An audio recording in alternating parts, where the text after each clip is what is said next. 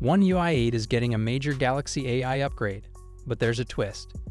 Samsung has introduced a brand new Galaxy AI feature in One UI 8 called Voice Captioning.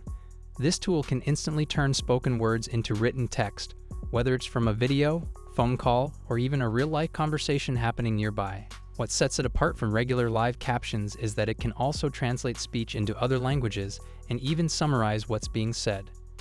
Unlike the current live captions, which only display words in the same language, voice captioning can translate in real time, similar to what Google's Pixel phones do with Live Translate.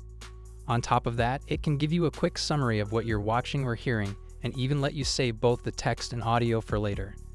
The feature was first spotted by Galaxy techie on X, who noted that it's currently limited to China officially.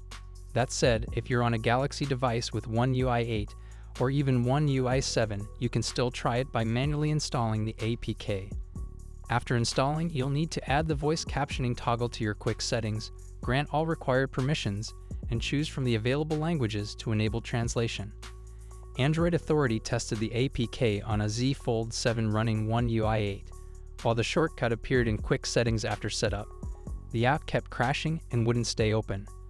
According to Reddit users, it doesn't seem to work well on beta versions of One UI 8 either. However, a few people have managed to get it working on both One UI 8 and even One UI 7. What's your thoughts on this?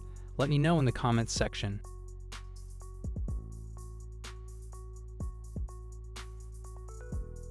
One UI 8.5 might finally let you decide, gestures or buttons. Win Van Gissen from Sammy Guru spotted a new option in an early One UI 8 test version, hinting that Samsung might let users pick between gesture and button navigation during setup. This choice isn't available yet on the latest foldables running One UI 8, which suggests the feature could arrive with One UI 8.5. Right now, the Galaxy Z Fold 7 and Z Flip 7 still start with button navigation by default, and users have to go into the display settings to switch to gestures manually. But if Samsung rolls out this new setup option more broadly, it would be the first time users are directly asked to choose between buttons and gestures right from the start. That said, this doesn't mean the button layout is going away. You'll always be able to switch back and forth depending on your preference. Still, setting gestures as the default could have a big impact since most people stick with the default option. And who knows, after using it for a while, you might end up liking gestures just as much.